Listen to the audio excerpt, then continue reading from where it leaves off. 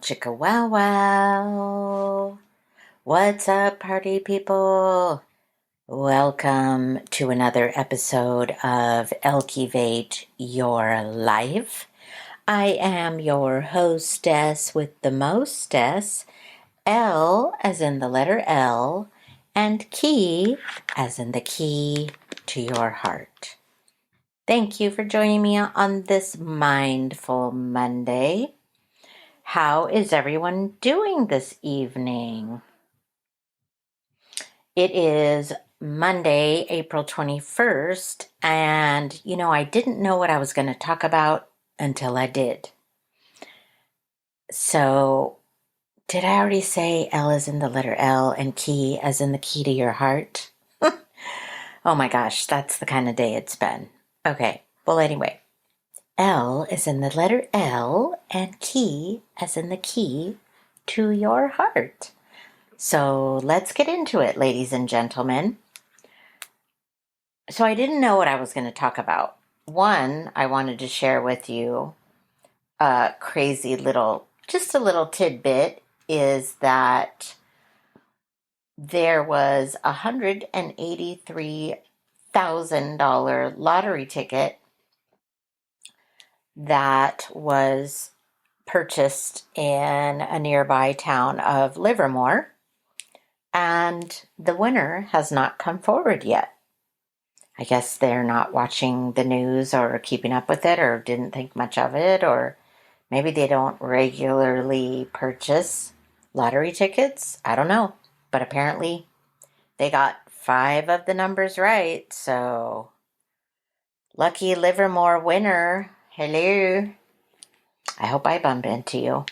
Maybe you can buy me a drink or treat me to a coffee, or even though I can't really have coffee and I'm not really supposed to. But that's another story. So let's get into it. Tonight I'm going to be talking about dating. And why am I talking about dating, you ask? Elkie, what do you know about dating? You're married. You've been almost married going on 2 years now, May 20th. And what do you know about dating?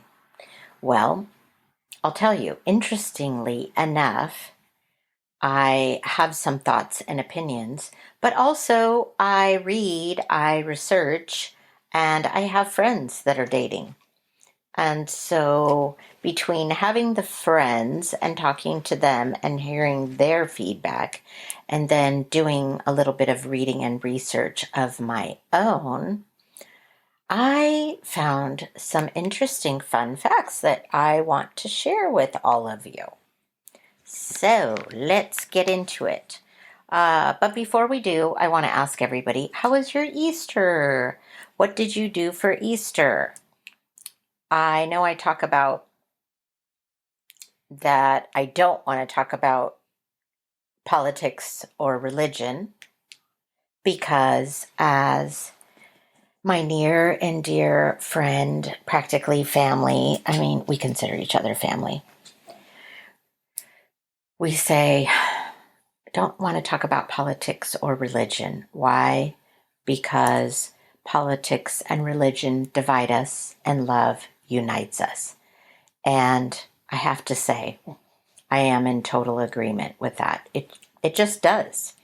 And so if I can avoid talking about those topics, I will. On the same note, I want to talk about Easter and tell you I was raised Christian, only because my mother grew up a strict Catholic and she didn't want to force those opinions or views on me, because as she grew older, and I mean after she was like out of the house and on her own, she wasn't necessarily a practicing Catholic.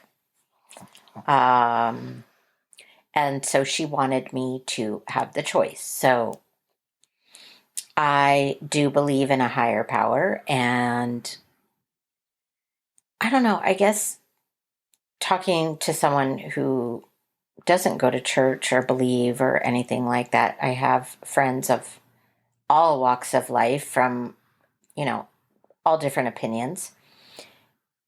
Do you have to be religious to celebrate Easter? I don't know. I think it depends on the person, the family, you could still celebrate Easter. It doesn't mean you have to go to church, right? You could still celebrate Easter. Maybe you go out to lunch, brunch, have a special dinner, or have special traditions. You don't necessarily pray or go to church, I guess. So that's how we'll sum it up. Well, I'll tell you, my Easter, I had the pleasure of joining my daughter Brooklyn, her boyfriend Ajay, Prince and Michelle, and their baby, and daddy, and it was lovely. We had an Easter brunch, and I spent time with them. I hadn't met Prince and Michelle, and so or their baby. I'm kind of keeping his name a secret because maybe they don't want me to share, and because they're new parents, and I want to respect them and their wishes and beliefs and their privacy. But we had a lovely Easter brunch at their home where they live, and it was a nice day. It was a different tradition. So I always like to ask people about traditions because traditions were fairly important in growing up. Like we always went to grandma's house, especially for the big occasions like Thanksgiving and Christmas, Easter as well. And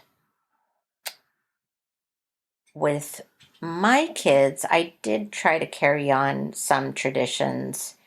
Like with my son, we always saw the Harry Potter movies together or Spider-Man movies, or I took them to the pumpkin patch or, certain things, Halloween.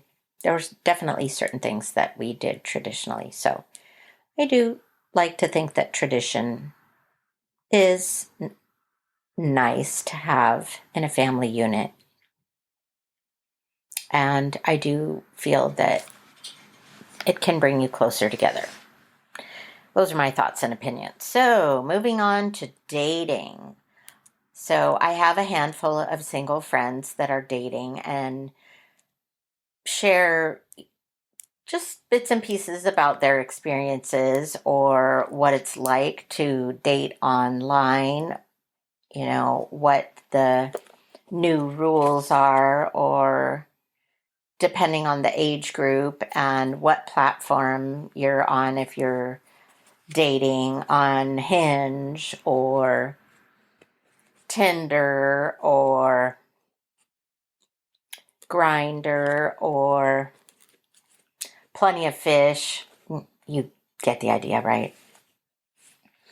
Anyway, so I did a little reading and research, and I came up with some interesting, fun facts that I wanted to share. And it was basically just a list of a couple questions that I thought were pretty relative and relevant and important, and I wanted to share and also ask your thoughts and opinions. So, number 1, dating advice. People tell you who they are. Trust them. Interesting. Do people tell you who they are, and should you trust them? I guess it depends on, is it a speed dating situation? Are you on your first date and it's a dinner? Or is it coffee? Is it lunch? Is it brunch? Yeah, I found that one really interesting. People tell you who they are, trust them. Something to think about for my single friends out there. I hope you're listening. Number 2, you can't be interesting until someone is interested. You can't be interesting until someone is interested. I guess you could look at that a couple of different ways, right? because I feel like you could be an interesting person and you haven't met the right person that's interested, right? I, I feel like that's a loaded question. Number 3, if they like you, they'll make time for you. Ugh, this is so true and so resonates with me.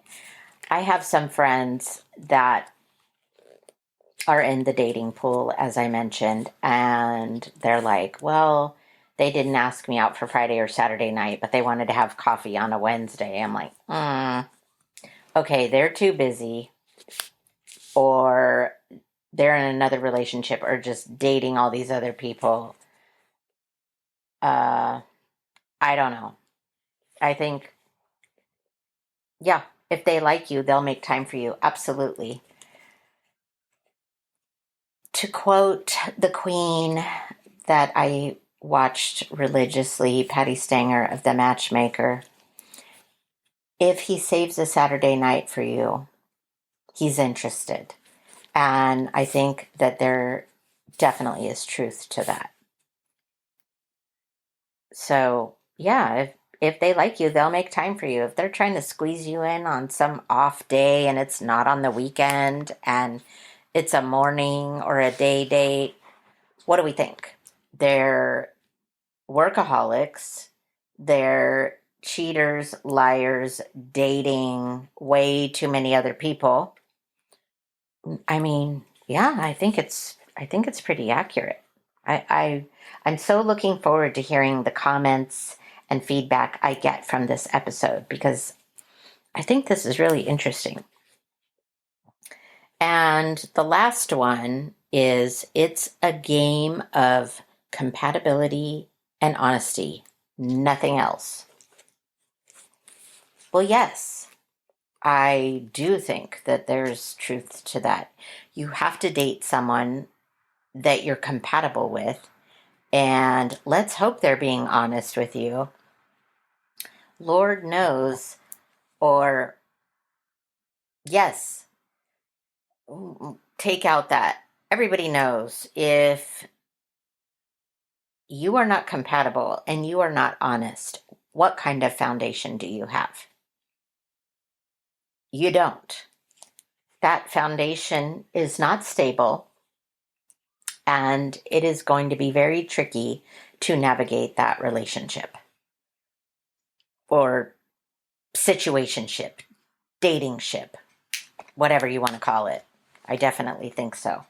So then I dove even deeper, and be careful, friends out there, because not only did I read and research, but I went down the black hole of dating advice through Reddit. I almost feel like I shouldn't be telling you this. But then I kind of think, well, you know what? Yeah, it's pretty relevant. I mean, it's good information for you single people out there to read. So, some of the interesting questions is it reasonable to be turned off by a guy who has paid for sex in the past? What is it with the women and men's hands? Are the hands the female version of boobs? He made a sexist joke about women and I immediately blocked him. Okay, that's fair. One day she was all in, the next day she ended it. Interesting. Can someone explain this girl to me or what is going on inside her mind? Is it too desperate to ask him for sex?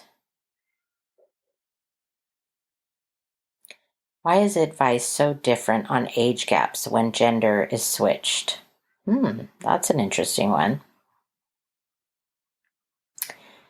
Well, one of the things I talked about in my video that I want to talk about in this audio is that for me, growing up, being my age, 56, my mother being raised strict Catholic schoolgirl, which I know all of you are going, oh, the Catholic schoolgirls are the worst, whatever. You can all have your thoughts or opinions or jokes, whatever.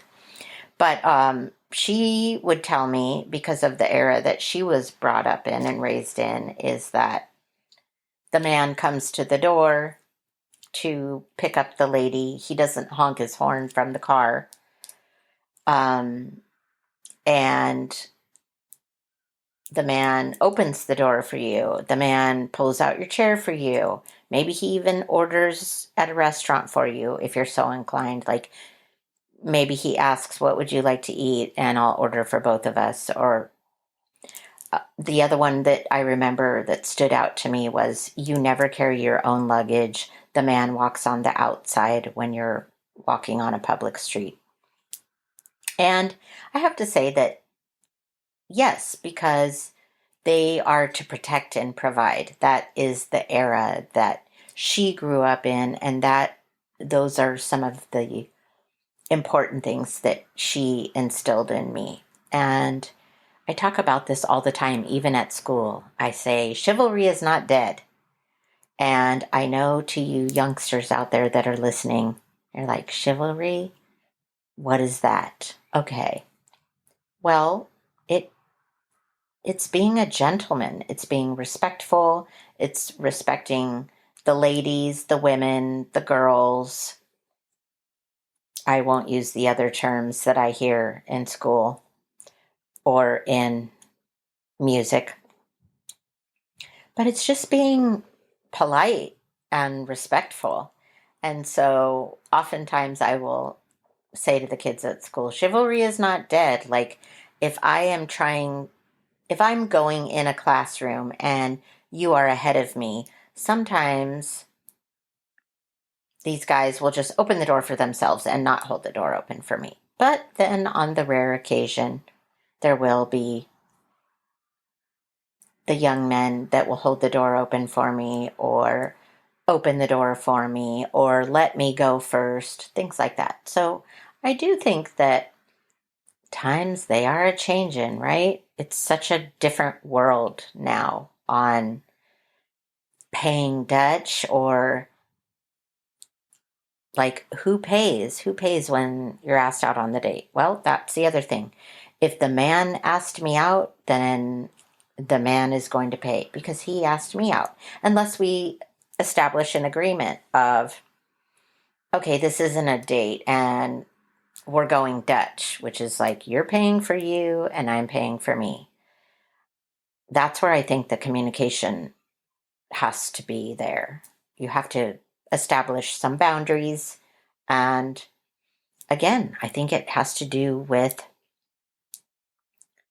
how you were raised, the era, the time, the who raised you, how did your parents raise you? Because there's the idea of equality and women's lib and all of that, but then there's also, just because that, single mom here up until I got married recently, even though I might be an independent woman, that doesn't mean I don't want you to open the door for me and pull out the chair and ask me, what would you like to eat? I will order for you. I appreciate those things. And I think that those are respectful and chivalrous. If I'm cold in a movie theater, I hope you brought a jacket to keep me warm. It's actually something I give my husband a hard time about sometimes, to be quite honest, because we'll go somewhere and I'm like, where's your jacket? And he goes, right here. I go, that's not a jacket. That's a sweatshirt. And what if your woman gets cold? You are not prepared. Anyway, just thoughts and opinions, but I would love to know, what are yours? What are your thoughts? What are your opinions on this dating world that we are in here in 2025 on this Mindful Monday? Oh, yes. And then there were some about, I don't mind paying for the lady, but I don't want to be a walking wallet. Okay, that's fair. Should probably talk about it, right? Like, okay, we've gone on this many dates. Can we split the bill? Can you pay the tip? whatever. Um, the other thing that I wanted to share with you that I shared in my video was that I talked about the 90-day rule. Thank you, Steve Harvey, and the book The Rules, where it talks about waiting 90 days before being intimate. Some of you may agree or disagree, like, I'm not gonna. Who wants to buy the cow if you can get the milk for free? There's that saying. But then there's the other people that are like, well, I want to know if we're sexually compatible. Okay, that's fair. The flip side of that coin is, what about getting to know the person before becoming intimate with them? Because we as women are emotional creatures and men are more logical most of the time. And so if you jump into that situation too soon and the sex is great, you might get lost in the sex and not really know what this guy is about. You might not know if you're compatible with him. You might not know if they are emotionally intelligent or if you have the same interests or hobbies. Or what if you are looking for a long-term relationship? You hop into bed, you have great sex, but outside of that, you have nothing to talk about. I guess you're just having sex with this person until you move on and you start over. So a lot of interesting twists and turns that I ran across in reading about dating. Another one that was mentioned, oh, this guy put on his profile that dating and looking for a relationship but doesn't want somebody with kids, and found out that he had a kid. Okay, so maybe he was one and done. Maybe he didn't want to think about blending families because that could be a challenge. Maybe this one and done it would prove to be a lot, and he was like, I'm good. I don't want to have any other kids. My child requires all of this attention, and I don't want to take on any more or bite off more than I can chew. Or, I don't know, maybe he wanted that one child to be the center of the universe and not have to divvy up the responsibilities. Who knows? Then there was another one that I found kind of interesting, which was, what if the guy or girl says they don't want to date anybody with cats? Okay, maybe they're allergic. Maybe they're not a cat person. Personally, I'm an animal person, so I enjoy cats, dogs, lizards, snakes, spiders. I mean, keep them in a cage, mind you, but yes, I have a love for animals. So I will say, if you have a dog that sheds, I might have some requests about that. And thank you very much. Chanel is hypoallergenic. And so I appreciate the fact that she does not shed, so she can lay next to me. I don't have to worry about her hair getting on my clothes and all over everything. So maybe the person said didn't like cats or didn't want to date anybody with cats because they weren't a cat person. Maybe they were a dog person. Maybe they're allergic. I mean, so many things you have to consider, right? I will end on this note that I think when you're dating and you're finding your likes and dislikes and your deal breakers and your, okay, I'll work with this or I'll work with that, that you should start to create a list for yourself of your do's, don'ts, likes, dislikes, deal breakers. Think of it as a vision board. You are creating a vision of what you are looking for, who you are looking for, the type of person that you want to date. And you have to have a vision that matches that. And I think if you have a list or a vision board, that will help you in your dating and also help you to manifest what it is you're looking for. What are your thoughts? I would love to hear them because, as I said, I have friends out there dating a variety of different age groups and different generations, so different beliefs, lifestyles, opinions. And so I would love to hear what your thoughts are. And like, do you care about chivalry? Or are you like, nah, they don't really need to pull out my chair, open my door? Or are those things important to you? Do you think that the 90-day rule is relevant? Or are you like, no, I can separate the two, but I need to know if the chemical, the physical chemistry is there or not? I don't know. I think it can cloud your judgment, ladies. I think I would be careful with that one. Again, just my thoughts and opinions. I am not a relationship expert by any means. I have read a lot of books. I did follow the 90-day rule. I do think that it made an impact because you're going to weed out the ones that are like, 90 days? Are you kidding me?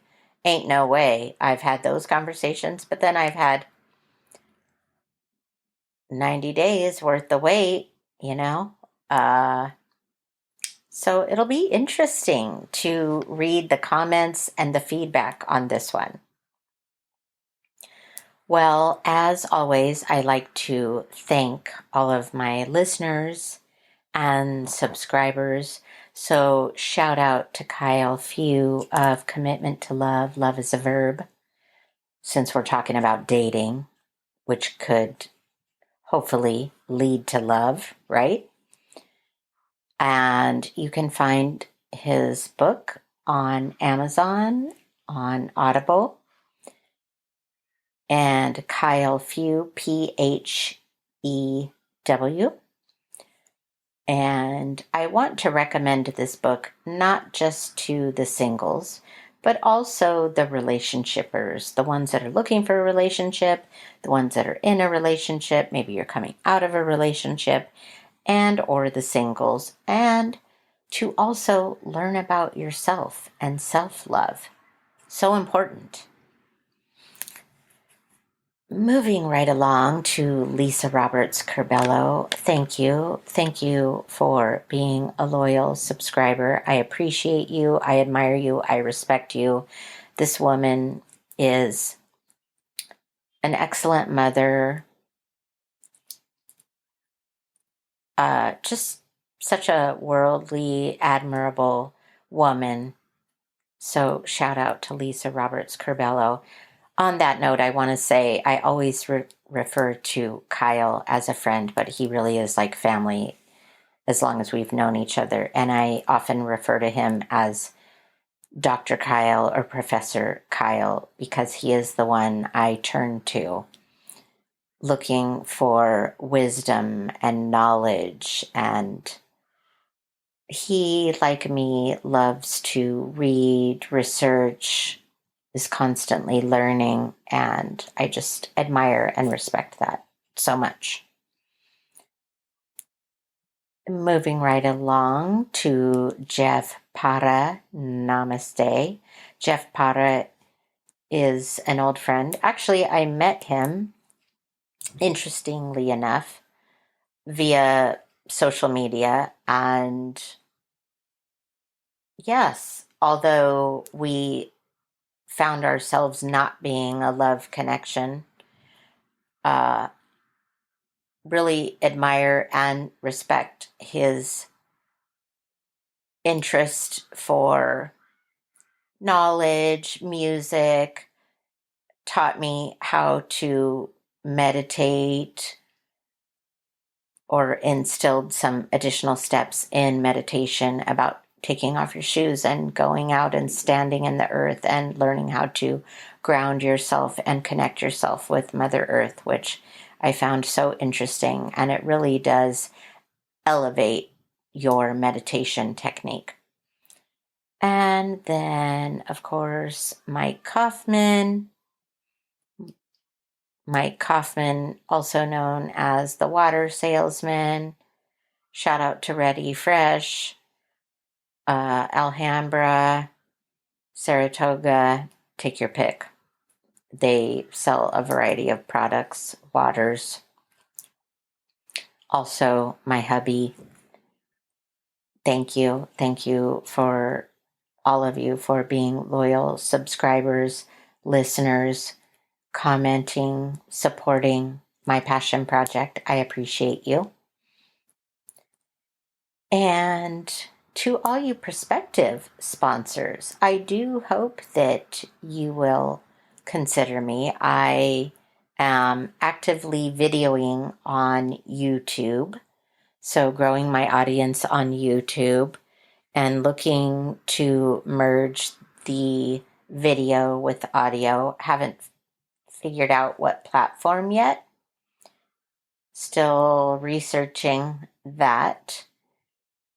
But I do want to invite you, if you have a small business or you're local in the community, I would love to help promote your business.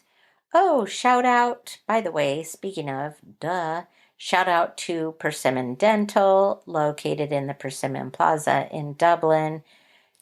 Shout out to Dr. Lamb, to Teresa, to all of the staff at Persimmon Dental that can offer you a family experience. They are welcoming, gentle, efficient, thorough, and yeah, I've been going to them, several years now, and I highly recommend them. So if you are looking for a new dentist, #Elkivate, be sure to share that with them so that they know that you went there because of little old me. And thank you for tuning in. Thank you for listening. Be sure to like, follow, share on my YouTube channel. I'm also on Apple, Spotify, Podcastle, Deezer, Amazon Music, SoundCloud, a variety of other podcast platforms. I do hope that you will like, subscribe, follow, share, and I am looking forward to hearing, what did you do for Easter? What are your traditions? Do you have any? But also, what did you think about this episode of dating tips and the 4 questions to consider? Looking forward to hearing from you. Ciao for now.